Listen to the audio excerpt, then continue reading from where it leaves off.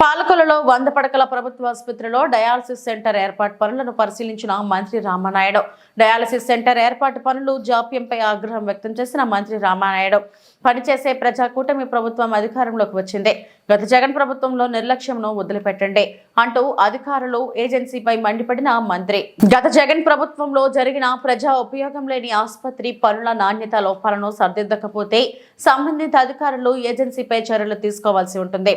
గత చంద్రబాబు హయాంలో మంజూరైన 12.60 కోట్లతో గత జగన్ ప్రభుత్వం చేపట్టిన ఆసుపత్రి భవన నిర్మాణ పనులు విధ్వంసానికి గురయ్యాయి. చంద్రబాబు అధికారంలోకి రాగానే డయాలసిస్ సెంటర్ను మంజూరు చేశారు. గత వైసీపీ 5 ఏళ్ల పాలనలో నిరుపేద వర్గాలకు అందే వైద్యాన్ని పూర్తిగా నిర్లక్ష్యం చేసి దూరం చేశారు. కూటమి ప్రభుత్వం వైద్యంకు పెద్దపీట వేస్తూ పెద్ద ఎత్తున ముఖ్యమంత్రి సహాయ నిధిని అందిస్తుంది. రాష్ట్ర ఆర్థిక వ్యవస్థను చిన్నాభిన్నం చేసి అన్ని రంగాలను నిర్లక్ష్యం చేసిన జగన్ను ప్రజలు క్షమించరు. అవునండి, ఊరికే మామూలుగా చేయడం కదా, నీట్గానే చేయాలి, అన్నీ చేయాలి. ఎక్కడ రాజీ పడకుండా చేయించండి. టైల్స్ దగ్గర ఇల్లు దగ్గర పోతే మీరు పాజిటివ్గా వేయించుకోండి కొంచెం, అంతేగాని అలాగా నెల రోజుల పని, యాక్చువల్గా 5 రోజుల పని అది, నెల రోజులు పట్టింది మీకు. హాస్పిటల్ అలాగే పాడు చేశారు మీరు, అలాగే కట్టి. ఇప్పుడు నుంచైనా మనం వచ్చిన తర్వాత అయినా కరెక్ట్ చేసుకోవాలి కదా. అవి కూడా, ఆ పనులు కూడా స్లోగా నడుస్తున్నాయి. అవును, అవి కూడా చేయాలి కదా, ఇంకెంతకాలం చేస్తారు మీరు? అది చేయాలి కదమ్మా, అన్నీ స్పీడప్ చేసుకోవాలి కదా. రాలేదా, రాకపోయినా మాకు సంబంధం లేదా, నోటీసీ చెయ్యాలి దాకా ఎందుకు ఇవ్వలేదు? ఉందా టైం? నీ షెడ్యూల్ ప్రకారం అవ్వాలి కదా. మార్చి 31, మార్చి 30 అవ్వదు, ఒక రోజులో చేస్తాడా? ఈ లోపల 100%, 90% పని అవ్వాలి. 31, 90% ఎలా చేస్తాడు? నీకు వారానికి 3 రోజులు ఇక్కడ ఉండాలని చెప్పాం కదా, క్లియర్ చేయాలని చెప్పాం కదా. ఇది హాస్పిటల్, మాకు ఎమర్జెన్సీ అని చెప్పాం కదా. వారానికి 3 రోజులు ఇక్కడ ఉండండి, దగ్గరుండి చేయించండి. మీ ఇల్లుని ఎలా బాగు చేయించుకుంటారో అట్లా చేయండి.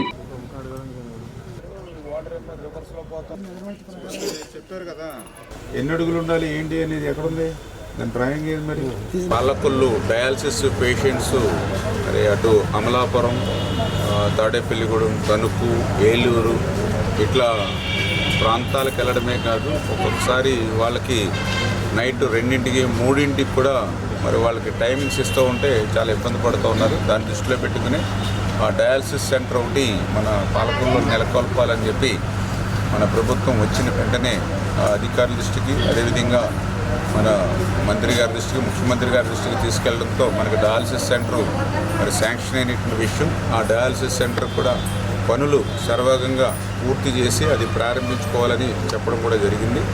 అయితే దానికి సంబంధించినటువంటి పనులు ఏవైతే ఉన్నాయో ఇంకా కొద్దిగా నత్తనడక నడుస్తూ ఉంటే ఇప్పుడే అధికారులు కూడా గట్టిగా సీరియస్గా చెప్పి ఒక వారం రోజుల్లో కల్లా కంప్లీట్ చేయమని చెప్పాం.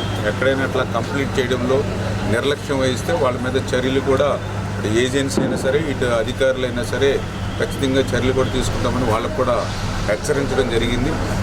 ఎంత తొందరగా వీలైతే ఈ యొక్క పండగ జనవరి నెలలోనే ఆ డయాలసిస్ సెంటర్ని మనం ప్రారంభించి ఆ డయాలసిస్ పేషెంట్స్ ఎవరైతే ఉన్నారో వాళ్ళందరికీ కూడా మంచి వైద్యం ఇక్కడే అందించాలి. ఆ సౌకర్యాలు కూడా ఒక కార్పొరేట్ హాస్పిటల్కి పోతే ఏ రకమైనటువంటి సౌకర్యాలు అందుతాయో ఆ రకంగా ఉండాలి. ఎక్కడ రాజీ పడినా కూడా సహించేది లేదని చెప్పేసి కూడా మనం వాళ్ళకి ఏజెన్సీకి కూడా తెలియజెప్పడం జరిగిందని చెప్పి తెలియజేస్తాం.